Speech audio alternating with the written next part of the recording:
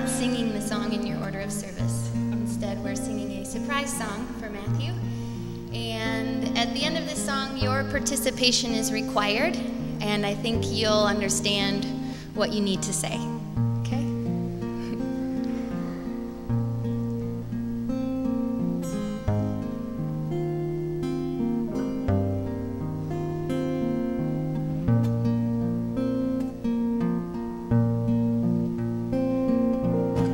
La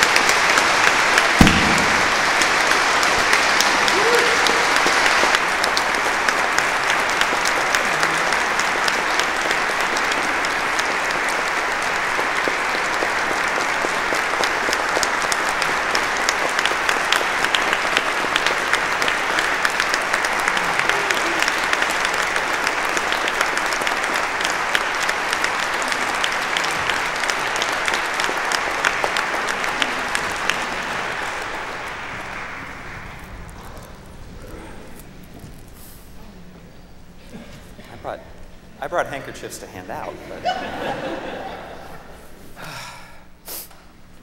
you've heard me say before, probably, my favorite mystic, Meister Eckhart, one of his most famous quotes is, if the only prayer you ever learn to say is thank you, that will be enough.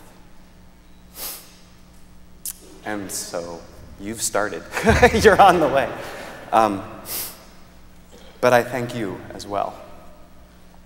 I thank you for being a place that has called forth those things from me, for being people who have invited me into greatness and humility, into conflict and struggle. And I'm afraid I'm going to sound absolutely stark raving mad crazy when I say this to you. But I truly believe that that is not about me, and it's also not about you. It's about something bigger that we have touched together. It's about some mystery that some of us call God, and some of us call nothing, and some of us call by many other names, that we have pursued together and asked questions about and disagreed on, and sometimes completely avoided discussing, more often than not, probably. But when I was talking to Fountain Club on our trip back from New Orleans and talking about what it's meant to be together, and one of the youth said, "Who's going to stare into our souls now?" Something that I always got a hard time for. What I realized was that was a wheat field that I helped people realize was there. And that wasn't always my intent. Indeed, I think it was the working of that mystery through us, through each other, the unfolding of that infinite flower. And I have a surprise song for you, too. Because when I was thinking about this, a song from my Catholic past came to me, trying to figure out how to explain this, what I think this is all about. And here's where I think, again, you might think I'm nuts. The song goes, "I have loved you with an everlasting love. I have called you, and you are mine. I have loved you with an everlasting love. I have called you, and you are mine."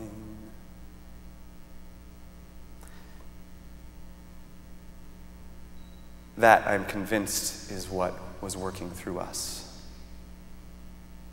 That which calls us with an everlasting love. A love that surpasses understanding. It surpasses reason sometimes. It calls to us again and again and again, and it marks us, and it tames us, and it demands our attention, though we would ignore it. You see, that love leaves us marked, leaves us knowing now something deeper in our lives that we didn't know was there. And then we are charged with taking that knowledge out into our world, not only with tears of sadness and sorrow when it is gone, but of conviction that it is possible in our lives if we are able to risk and listen and trust.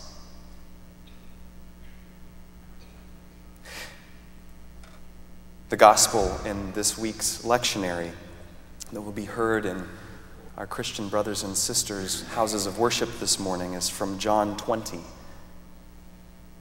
And it describes a reappearance of Jesus after Easter Sunday to his disciples. It says, "It was evening on that day, the first day of the week, and the doors of the house where the disciples had met were locked for fear of the Jews. And Jesus came and stood among them and said, 'Peace be with you." And after he said this, he showed them his hands and his side. And the disciples rejoiced when they saw the Lord. And Jesus said to them again, "Peace be with you. As the Father has sent me, so I send you."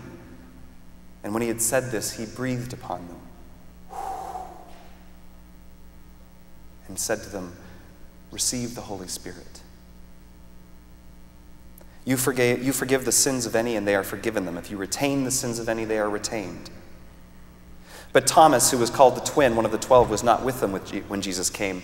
So the other disciples told him, "We have seen the Lord." And he said, "Unless I see the mark of the nails on his hands and put my finger in the mark of the nails and my hand in his side, I will not believe." And a week later, his disciples were again in the house, and Thomas was with them. And although the doors were shut, Jesus came in and stood among them and said again, "Peace be with you." And then he said to Thomas, "Put your finger here. See my hands. Reach out and put your hand to my side. Do not doubt, but believe." And Thomas said, "My Lord and my God." Jesus said, "Have you believed because you have seen me? Blessed are those who have not seen and yet have come to believe."